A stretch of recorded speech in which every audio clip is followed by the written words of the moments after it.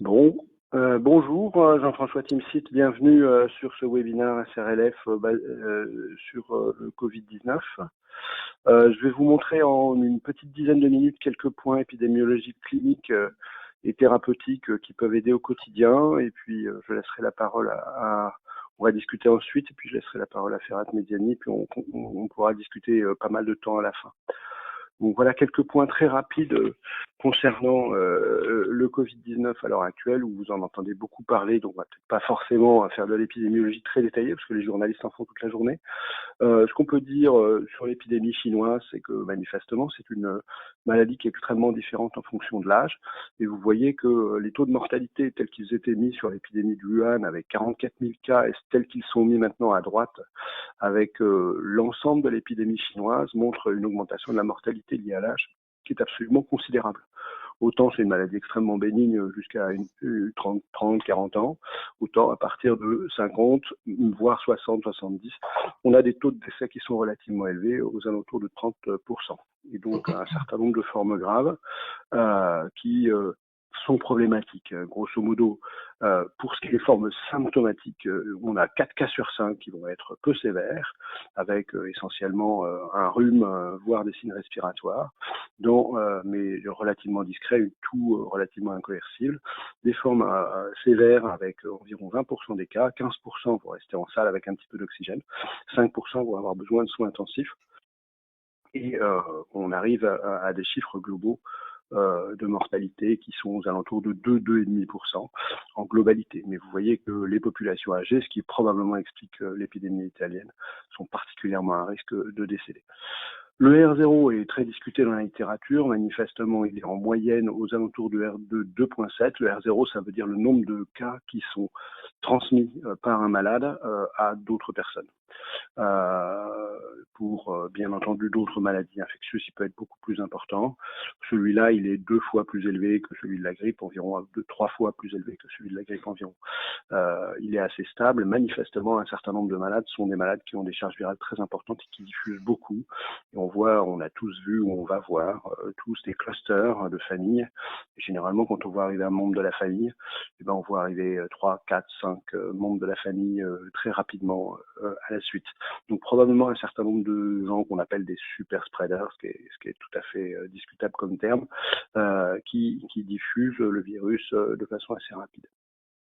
Alors voilà, l'épidémiologie, vous l'avez tous à la télé en permanence, donc il n'y a pas grand-chose de plus à dire. Vous connaissez l'épidémiologie française, grosso modo 1800 cas qui sont déclarés, probablement un tout petit retard des journalistes, mais qui n'est pas très important. Vous voyez que on suit la courbe épidémique, qui n'est pas une courbe épidémique très sympathique, qui est une courbe d'évolution exponentielle, qui est exactement la même que celle qu'on voit en Italie, qui est vous voyez, dans d'autres pays, on n'est pas meilleur ou moins bon que d'autres. Vous voyez, par exemple, je vous ai mis la Suisse ici. Vous voyez qu'ils commencent à démarrer, ils ont démarré environ une semaine après nous, et ils démarrent en montant de façon importante. Ce qui est intéressant à voir, c'est la comparaison avec, alors je vais essayer de pousser ça pour que vous voyez bien, c'est la comparaison avec la Corée du Sud, où vous voyez qu'ils ont eu une stratégie qui était tout à fait différente de celle de l'ensemble des pays, c'est-à-dire c'était d'abord un cluster initial qui était une secte, où il y a eu 4 ou 5 000 personnes qui priaient l'un à côté de l'autre à 10 cm de distance en chantant pendant 2 heures. Et donc vous imaginez le nombre de contaminés, et ils ont en fait testé l'ensemble du cluster, suivi l'ensemble du cluster de façon très très politique pour essayer de voir un petit peu où ils en étaient. Et donc ils ont eu une épidémiologie assez particulière, avec une augmentation du nombre de cas, certes, mais une mortalité qui était relativement faible, probablement liée au fait que les malades étaient tous testés, et que les malades symptomatiques ou asymptomatiques étaient tous testés avec des symptômes très très faibles. Je vous ai mis la figure en bas à droite pour vous dire que la population, mon fils était en Corée du Sud il y a encore une semaine, je l'ai fait rapatrier, je ne sais pas si c'était une bonne idée. Tout le monde est extrêmement vigilant et relativement paranoïaque autour du virus, et donc la population se balade en masque en permanence, c'est pas du tout ce qui se voit dans les pays latins à l'heure actuelle, et probablement ça contribue au fait qu'ils aient stabilisé la courbe épidémiologique avec une pente qui est beaucoup moins forte à l'heure actuelle. Alors je ne sais pas dans quel sens elle va aller, mais elle a l'air de s'aplatir très fort et assez vite finalement, parce qu'ils ont grosso modo commencé à entendre parler de ça 3 semaines avant nous, à peu près. La courbe épidémique que vous connaissez en Chine, qu'on a tous vu, est assez particulière, parce que vous voyez le pic épidémique a été atteint fin janvier. Alors ils ont arrêté de prélever les malades, donc ils ont fait un diagnostic sur des signes radiologiques et des signes respiratoires. Probablement ça a dû un petit peu changer les chiffres, mais on voit bien un aplatissement de la courbe. Alors je ne sais pas si elle est effectivement en descente telle que ça apparaît dans leurs chiffres, ou si elle est plate et elle va durer un certain nombre de mois. On le saura un petit peu plus tard. La proportion de malades asymptomatiques est très difficile à estimer. Au début, elle était considérée comme étant de 4 cas sur 5. Dans la seule estimation dont on dispose sur une ambiance fermée, qui est celle du bateau Diamond Princess, le nombre d'asymptomatiques est de 34%. À pondérer quand même, parce qu'il y avait une population qui est relativement âgée dans ce bateau, donc on peut imaginer que la proportion de patients symptomatiques est plus importante dans la population générale. Et à mon avis, on doit être probablement plus élevé que ça. La question qui se pose, c'est est-ce que ces malades sont colonisants et contaminants? Il y a eu beaucoup de fake news au début sur le fait qu'il y avait une contamination importante. Manifestement, les malades très asymptomatiques ont une propension à contaminer qui est relativement faible. Les malades paucisymptomatiques, par contre, peuvent être des gros excréteurs de virus. Voilà les datas d'hier soir sur les clusters français. Vous voyez qu'il y a un certain nombre de clusters, en particulier ceux que vous connaissez, Haute-Savoie, Haut-Rhin, l'Oise, la région parisienne maintenant, le Morbihan. Puis on entend parler d'un certain nombre de clusters, et je vous ai mis à gauche les zones de défense avec les ESR de type 1, où il y a bien entendu dans toutes les zones de défense des établissements de santé qui sont dédiés à ce type de risque biologique et épidémiologique. Et il y a un certain nombre d'établissements, en l'occurrence deux à Claude Bernard, à la Salpêtrière pour les adultes, un à Necker et un aux Armées à Bégin, à Paris, et puis Lille, dans Strasbourg, Lyon, Marseille, Bordeaux, Rennes et Rouen pour le reste de la France. Voilà la carte d'hier soir mondiale. Bon, ça monte à toute vitesse, vous l'avez tous vu, cette carte va aller assez vite. Juste pour vous dire qu'on est tous en train d'avoir une augmentation considérable de cas sur les pays d'Europe et d'Europe de l'Ouest, avec à peu près les mêmes courbes dans chaque cas. Les US sont un tout petit peu en retard sur nous, mais sont en train de commencer à monter assez vite, avec une population relativement âgée, et là aussi des taux de mortalité qui sont relativement élevés. Est-ce qu'il y a une saisonnalité? Est-ce qu'on peut attendre? Est-ce qu'on peut imaginer que ça va diminuer et que les choses vont se calmer avec l'arrivée du printemps ou de l'été? C'est pas du tout sûr. Quand on regarde le MERS Corona, par exemple, manifestement, après avoir eu une épidémiologie qui était complètement plate, sans saisonnalité, le virus a évolué vers une saisonnalité vers l'été, et il y a plutôt plus de cas si c'est l'été, s'il y a du soleil et s'il y a de l'humidité. Donc à voir dans l'avenir, mais on peut pas dire on va sortir, on va voir les beaux jours, c'est comme une grippe, ça va s'arrêter, ça on n'en sait rien du tout. Voilà ce qu'on imagine d'une courbe épidémiologique. Alors au début, on essaye de freiner l'entrée du virus dans un territoire. On a tous vu les gouvernements faire ça l'un après l'autre. Ensuite, on essaye de freiner la propagation. Et ensuite, on est en pleine période épidémique. À mon avis, on est entre la phase 2 et la phase 3. Donc, on démarre à peine la phase 3. Et donc, on s'attend à une catastrophe sanitaire. Et donc, à avoir un boulot absolument délirant, beaucoup de morts, beaucoup de pleurs et de larmes, et ça va être très très compliqué, sans faire de catastrophisme particulier, je pense.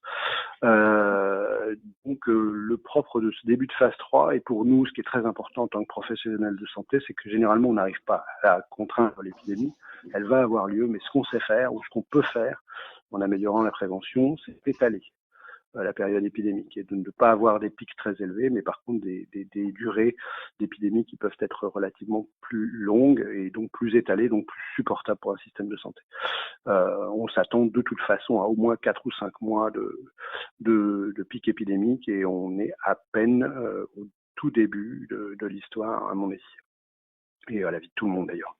Alors, qu'est-ce qu'il faut savoir sur le virus très vite? Alors, il y a des choses toutes simples qu'il faut retenir, c'est que l'incubation, c'est entre 2 et 14 jours. Alors, vous avez ce schéma qu'a fait Xavier Lescure, qui est assez simple, qui se retient assez vite. 14 jours de délai d'incubation maximum, 14 jours de durée de contagiosité. Ça, c'est des choses qui sont importantes pour savoir ce que vous allez faire des malades, ce qu'on va pouvoir faire si on veut pour l'éviction des patients. Alors, probablement les nôtres ont l'air d'excréter plus longtemps et je vous montrerai un peu les chiffres. La durée d'infectiosité sur une paillasse du virus est de quelques minutes à 4 heures. Et donc, si le virus est dans l'environnement, il reste vivant pendant environ 4 heures. C'est aussi la durée d'efficacité des masques FFP2. Et donc, avec ces 14 et 4 jours, vous avez grosso modo tout ce qu'il faut savoir sur la prophylaxie et la limitation de la contagiosité. Alors, ce que je vous ai pas dit, mais ce que vous avez certainement entendu, c'est que c'est très probablement une maladie qui se transmet essentiellement par les gouttelettes. Il y a des gouttelettes qui peuvent contenir du virus qui sont parfois très très petites, jusqu'à 0,18 microns, pour lesquelles il faut donc des masques plutôt particuliers de type FFP2, qui sont suffisants, et c'est pas la peine d'aller jusqu'au FFP3, ça ne sert à rien. Le masque chirurgical, par contre, protège pour l'essentiel de la contamination, et on considère que le masque chirurgical sur un malade, en particulier, qui lui a au départ des gouttelettes qui sont relativement importantes, va protéger à 99,9, en tout cas va diminuer considérablement le passage des virus dans l'environnement. Donc une des possibilités est de masquer les malades pour essayer de diminuer la contamination au départ, mais on va reparler. Alors les caractéristiques des malades, les voilà grosso modo sur l'épidémie chinoise. Vous voyez que grosso modo 20% des malades vont passer en réa, c'est plutôt les malades sévères, plutôt des hommes. Ils sont plutôt âgés, c'est ce qu'on a dit tout à l'heure. Sur celle de la contamination du personnel, vous voyez que la contamination du personnel, c'est très embêtant.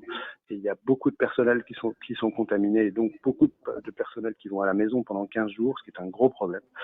Par contre, la gravité est plutôt moins importante chez les patients, chez le personnel, où il y a relativement peu de cas graves, vous voyez, dans la série du A. Tout ça probablement lié à l'âge, plus qu'à autre chose.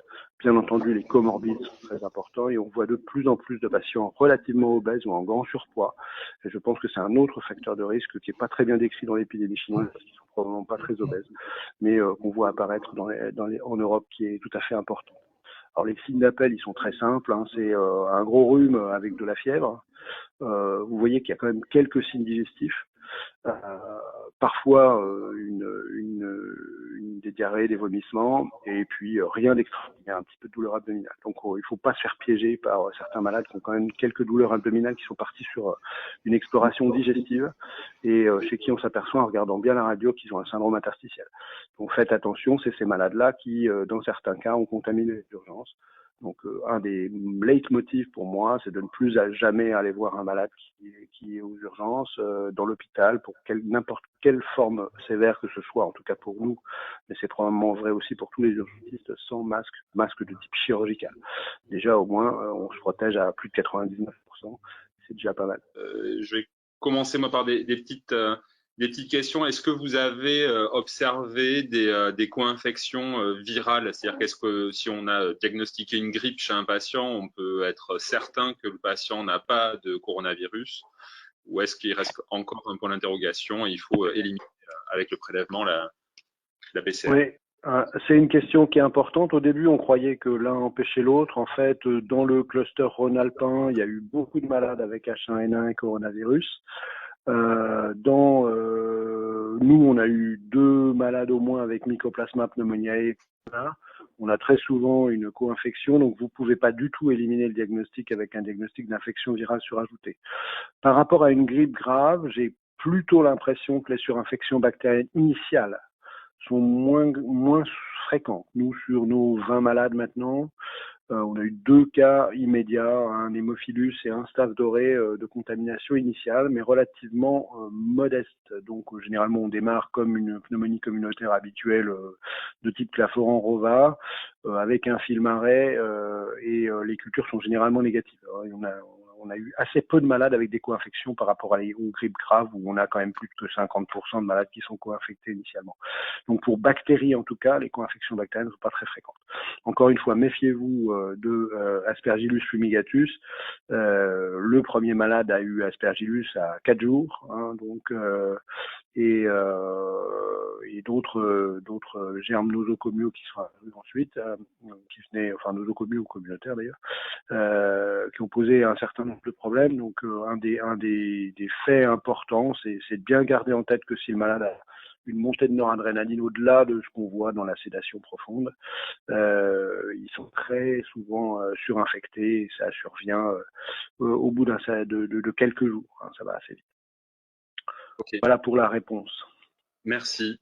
On a une première question d'un participant qui vous demande quelles sont les précautions pour les soignants en dehors des chambres des patients. En particulier, est-ce qu'ils portent un masque en permanence dans le service? Alors chez nous, c'est le cas. Ils sont tous en masque chirurgical, en sachant que comme ils portent un FFP2 dans les chambres, ils ne changent pas quand ils sortent. Donc on se balade assez souvent dans les nuitées, ceux qui sont en charge des patients en masque FFP2. Et puis on a invité tous les personnels qui viennent et les techniciens qui peuvent venir dans le service à mettre un masque chirurgical. Alors pour donner quelques éléments supplémentaires, effectivement, nous, on met des masques chirurgicaux pour aller voir l'ensemble des malades. On commence à mettre des masques chirurgicaux pour faire le staff, de façon à essayer de limiter la contamination croisée entre soignants. Bien entendu des masques chirurgicaux pour aller voir l'ensemble des malades dans l'hôpital, dans les couloirs, masques chirurgicaux. Pour ce qui est des masques FFP2, il faut savoir qu'effectivement, bon, d'une part, ça coûte très cher et en pratique, c'est très compliqué de les changer toutes les 5 minutes. Mais il faut savoir que c'est des vrais filtres à particules et que très probablement, on le sait d'ailleurs, hein, pour les particules virales, il y a dans le filtre qui va se former au fur et à mesure une quantité de virus qui est loin d'être négligeable. Donc c'est compliqué de savoir s'il faut garder les FFP2 entre les différents malades. Nous, ce qu'on fait, c'est que quand on fait les tours, que les infirmières font 10 malades de suite, elles gardent leur FFP2, mais ensuite on leur recommande de l'enlever. Il y a d'autres qui mettent le masque FFP2 et un masque chirurgical par-dessus. Je suis pas sûr qu'on diminue pas l'efficacité du FFP2 en faisant ça. Donc chacun a sa façon de faire les choses. Il n'y a pas de recommandation très claire à l'heure actuelle. Le problème, c'est que on va faire face très probablement. Vous savez que les stocks de masques sont maintenant régulés par le gouvernement, hein, donc ils ont pris la main sur l'ensemble des stocks de masques et l'ensemble de la production des masques en France. On s'attend à une crise sanitaire absolument majeure et à être tous dans le rouge dans 2 semaines. Donc c'est pas quelque chose qui va nous épargner et qui va vous épargner. C'est très probablement, moi je discutais avec les Italiens hier, et en fait, au fur et à mesure des jours, vous n'arrivez plus à vous dire « Ah, ce malade-là a un coronavirus », vous allez arriver à vous dire « Ah, ce malade-là ne l'a pas ». Donc en fait, c'est tout l'hôpital qui est coronavirus plus, c'est pas un malade. Donc les stratégies de fonctionnement du service doivent changer, les stratégies de géographie et de positionnement des malades doivent changer. À mon avis, il est assez logique de faire des unités géographiques coronavirus et des unités non coronavirus et de faire bouger les docteurs plutôt que de garder des morceaux de coronavirus dans chaque service. Ça me paraît plus intelligent et plus logique.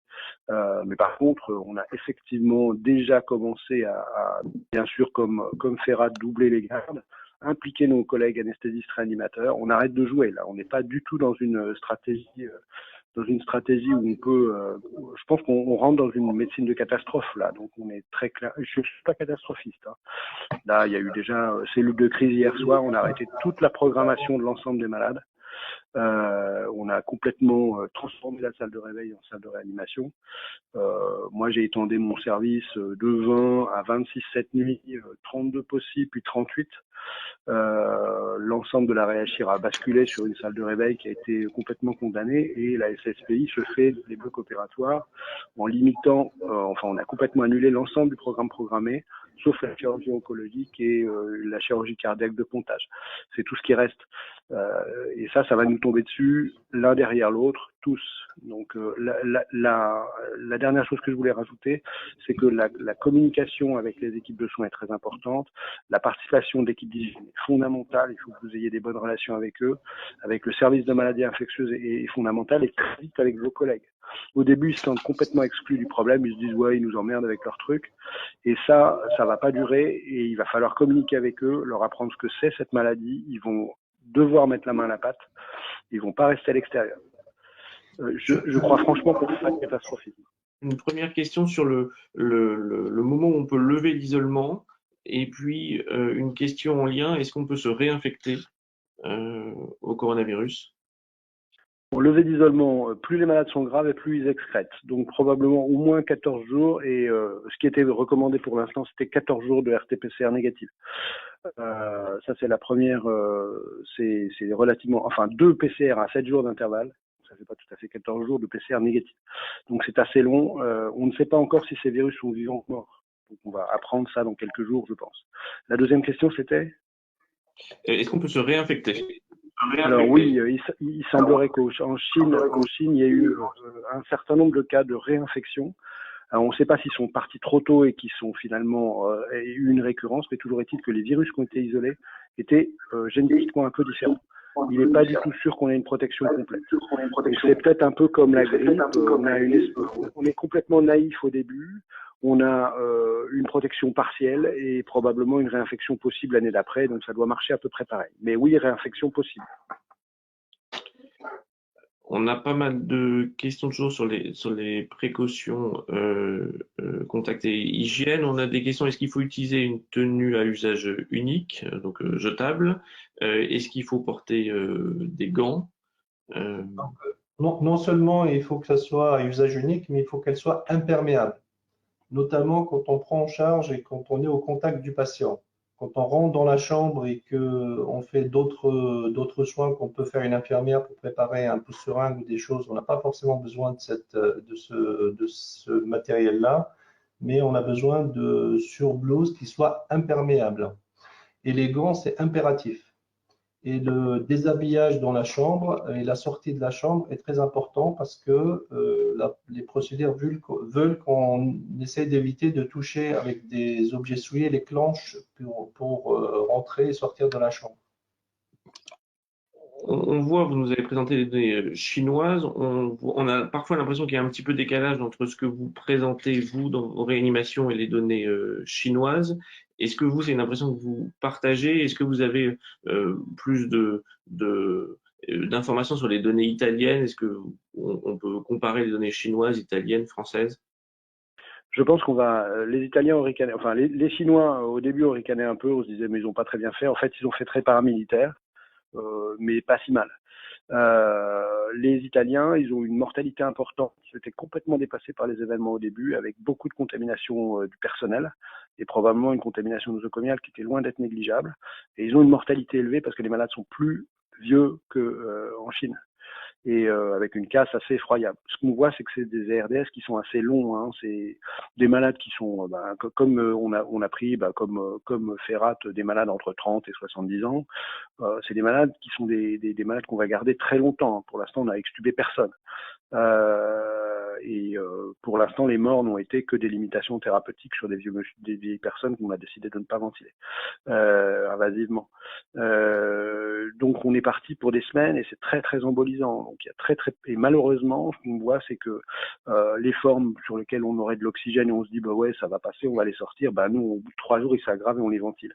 Et ils terminent tous intubés, ventilés avec 14 de PEP et en DV. Hein. Donc c'est un vrai problème. Et vous avez pour l'instant des patients qui ont présenté un SDRA et qui ont été extubés et qui sont guéris?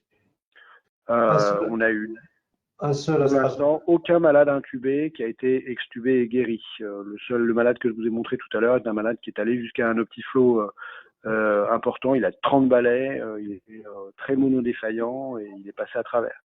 Mais les autres malades, pour l'instant, on a eu une autre malade chinois qui est mort et puis 2 fins de vie, enfin des gens de plus de 80 ans qu'on a décidé de pas ventiler qui sont décédés. Nous, on a constaté une évolution favorable, je dirais pas guérison, une jeune patiente qu'on a extubée et qui est partie dans le service de maladies infectieuses.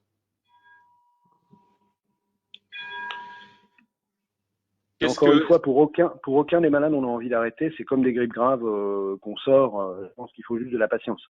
Mais la question, c'est comment on fait pour, avec de la patience, arriver à gérer une crise comme ça. Hein. Il faut bien que vous imaginiez que on a un téléphone REP, bien sûr, qui sonne toutes les 10 minutes, à la fois pour donner des conseils aux copains et aux médecins traitants et à tous les anglais, aux familles et à prendre des malades, et qu'on sature le système à une vitesse extraordinaire. Donc on va tous être touchés très très vite, il n'y a pas de problème. La question est de savoir s'il faut regrouper les cas dans certains centres de référence et éventuellement faire des petites unités partout qui sont capables de gérer 2 à 5 malades sans trop désorganiser l'hôpital. En tout cas, je parle que des soins critiques, bien sûr, ou il faut en mettre partout. Et peut-être qu'on va arriver à faire ça de toute façon. Il n'y aura pas de possibilité de faire autrement. Mais c'est la question actuelle qui se pose très nettement. Je pense que pour l'instant, il faut profiter de notre expérience, venir nous voir, venir voir comment on bosse, passer quelques heures avec nous, voir comment est le circuit, pour que vous prépariez le mieux possible à prendre en charge ces malades et puis par imbibition comme ça, arriver à avancer. Qu'est-ce que vous faites s'il y a un personnel qui arrive le matin avec des symptômes respiratoires? S'il a des symptômes respiratoires et qu'il est contact et qu'il a de la fièvre et des signes respiratoires, donc une température, on l'envoie au REP pour se faire prélever. Donc c'est des malades qu'on prélevait. Et ils sont en éviction tant qu'on n'a pas le résultat. On fait à l'heure actuelle 4 runs par jour, ce qui prend 5 heures par run. Et donc on a grosso modo 200 tests disponibles à Bichard. Il y a des tests rapides qui se mettent en place. Il y a une machine qui est en cours de test et qui fonctionne bien, qui est un point of care, qui marche en 1h15. Mais pour l'instant, c'est malade par malade, donc qui est assez long. Il faut mettre plein de machines et qui pourrait être très probablement, très rapidement utilisé un peu partout. Mais bien sûr, éviction tant que vous n'avez pas le résultat. Et si négatif, on les reprend. On prélève pas les malades asymptomatiques ni les personnels asymptomatiques. Grosso modo, pour le personnel, faut être assez rassurant, quoi. Je veux dire, c'est un rhume, quoi. Hein. Honnêtement, ils sont pas bien malades quand ils ont 30 ans. Donc, c'est pas du tout un souci. C'est juste qu'on veut pas contaminer tout le monde. Il y a plein de contaminations nosocomiales dans tous les hôpitaux, tous les malades qu'on prend qui sont en salle alors qu'ils n'avaient pas été dépistés. Vous regardez le voisin de chambre, il est sûr qu'il est Corona plus. Quand vous allez voir un malade sans masque, vous allez dépister le personnel, vous avez une chance sur 3 ou 4 d'avoir un personnel qui a été plombé aussi. Donc c'est quelque chose d'assez contagieux quand même, mais pas forcément sévère. Quand un personnel est positif et symptomatique, à Strasbourg, il rentre et il ne revient pas pendant 14 jours. Ok. Très bien, peut-être juste une dernière question avant de conclure. On entend pas mal dans la presse, notamment la presse généraliste, de la part de médecins, souvent d'infectiologues, que c'est une maladie bénigne. Comment on peut réagir à ça et comment on peut expliquer ce genre de... Alors évidemment, il y a la question de la prévalence des maladies, des infections graves, mais en vous écoutant, on a du mal à dire que c'est une maladie bénigne. Je pense qu'il y a 80% de formes asymptomatiques ou post-symptomatiques, 15% qu'on va pas voir, qui vont avoir un peu d'oxygène et qui vont partir tout de suite, donc il en reste plus que 5%. Donc nous, on va pas voir plus que 4 ou 5%, donc effectivement, c'est une maladie bénigne. Les petits, ça c'est important à noter pour les infirmières qui sont souvent un peu inquiètes de ça.